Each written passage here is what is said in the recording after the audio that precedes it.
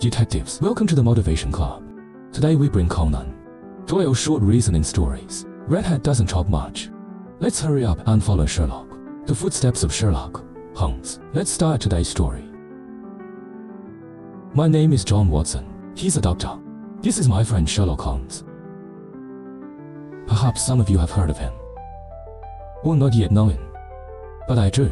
After reading this story, you may have a whole new understanding of him. One day last autumn, I went to visit him at 21B Baker Street. He was with a short and stocky, ruddy-faced client talking. Surprisingly, this client's hair is surprisingly red. It's hard to forget when we meet. Maybe it's been a long time with Sherlock Holmes. I tried to imitate him, from the client's clothing or appearance. See some famous, but look left and right, just feel he's just an ordinary English business person. Then Sherlock Holmes sharply observed what I did. He was smiling, shaking his head. Say to me, the old man has done manual labor for a while. He likes snuff. He's a Freemason. Been to China. He has written a lot recently. The clues are obvious, but other than that, I can't figure it out. Heard Sherlock Holmes' reasoning. The client straightened up immediately, looking back at him. My darling, Mr. Holmes, how do you know so much about me? Like, how did you know that I did manual labor? And I was a carpenter on a boat. Oh, that's right, forgot to introduce myself. My name is Wilson. He's an Englishman. Mr. Haha. Please look down at your hands. The right hand is significantly larger than the left hand. It means that your right hand muscles are more developed. This is the result of long-term physical labor. Then go. How about China? A little research on the tattoo below. The fish tattoo on your right wrist is unique to China. In addition, I also saw you have an ancient Chinese coin hanging on your surface. The information is clear at a glance. Okay, then last question. Mr. Holmes, how do you know I've been writing a lot lately? Hi, it's even easier. You have a full 5 inches on the sleeve of your right hand. Sparkle. This means that you have been wearing there a lot recently. The left sleeve is near the wrist.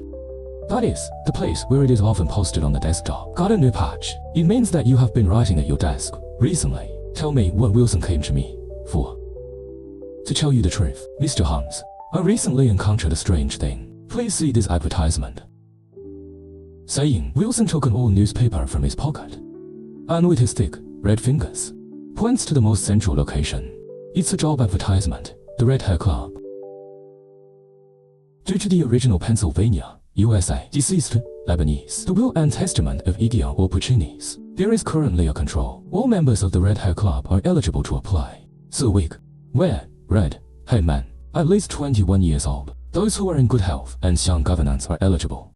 Candidates are invited to apply on Monday at 11 a.m. Dear, go to the Red Hat office, No. 7 Chapel Court, Fleet Street. Application filed by Duncan Ross. Violation. As long as it's a red hair man, you get £4 a week.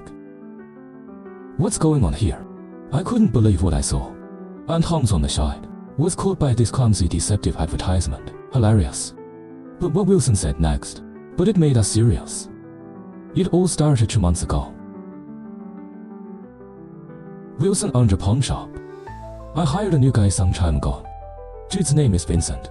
Shrewd and capable. Honest and honest. The point is he only needs half his salary. This is for a pawn shop with little business. I've never tasted anything better. But this Vincent has a problem. I just like picking up boxes. I don't like taking pictures. After every time he shoots, we will go to the basement to rinse, just like a rabbit. About 8 weeks ago, Vincent suddenly ran into the office. I had this newspaper in my hand, gleefully saying to Mr. Wilson, Sir, how I wish I were a red-haired person. We also saw that newspaper. It had a job advertisement for the Red Hair Club. At Vincent's instigation, Wilson ran off with him to apply for a job. What they didn't expect was, in front of the recruiting office, it's full of people of all hair colors who come to try their luck. The temptation of £4 in America does seem great. It was finally Wilson's turn to interview them. It's that little man named Duncan Ross. It is worth mentioning that his hair is also red. Duncan Ross has a very bad temper. He confronted every applicant. We'll say a few words of criticism. Of course, nothing more than scolding their hair color is not red enough. The colors are messy or something. But when he saw Wilson's red hair, the attitude has turned 180 degrees. After that, I once said, you know it, Wilson passed the interview successfully. £4 a week is a lot of money. Logically speaking, it's supposed to be pretty grueling. Wilson's job, on the other hand, was the exact opposite. He only needs 10 a.m. to 2 p.m. every day. Come to the office of the Home Association. Just copy and print the encyclopedia. But you can't leave here for half a step during this period. Otherwise, full salary will be deducted. Over the next 8 weeks, Wilson has been working on this ancient, weird job. The first steward named Duncan Ross. I also come to visit from time to time. In the end, he just doesn't come. However, the salary is still paid as usual, until this morning, when Wilson goes to work as usual. But I saw that the office door was locked. There's a card nailed to the door. It says the Red Hat Association disbanded from October 9, 1980. After seeing this card, Wilson was shocked. After all, £4 a week is a rare difference. Subsequently, he asked the neighbors around the office about Duncan, the whereabouts of Ross. But the landlord told him, the person renting the house is not named Duncan Ross at all, and his name is William. It was moved yesterday. It seems that he found a new office address. Wait until Wilson arrives at the new address to find out. It's just a new part factory. It's not called Duncan Ross. Or someone like William. Realize that you have been fooled. Wilson was very angry. I found Sherlock Holmes when I was cornered. After listening to his story, Holmes put away his smile. He said solemnly to Wilson, according to your description, I can tell you very clearly. It's a remarkable case. He was involved in a bigger problem than it seemed. First, answer me a question. The guy who told you to apply, how long have you been there? You came a month before this happened. How did he get here? An application. Is he the only one applying for the job? No, there are about a dozen people. Then why did you choose him alone? Because he is young and strong. Work quickly. Only half the salary. What does this kid look like? The little man is 30 years old. The skin is very smooth. There is a white scar on the forehead burned by sulfuric acid. Are there still piercings on the earlobes? Yes, sir. He said the gypsies did it for him. You go to Holmes. Was he the only one in the store when I copied the book? That's right. In our line of work, there is no business in the morning. Alright, Mr. Wilson. It's Saturday. I'll give you an answer on Monday. Please go back and wait for the good news. After Wilson left, Holmes curled up in his chair for a full 50 minutes. He closed his eyes tightly, holding his black clay pipe. Thin knees next to hook noses. Just when I thought he was asleep, he suddenly jumped to his feet, pulled me out the door. We took the subway through the city, came to Wilson, the ruins of the office of the Red Hair Society in the mouth, but didn't stay there. He turned the corner, walked into a narrow and run-down alley, stopped in front of Wilson's pawn shop.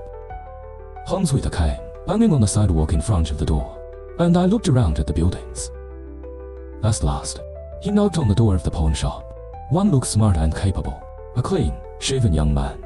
Immediately opened the door for him. How should old Gia get from here to the Strand?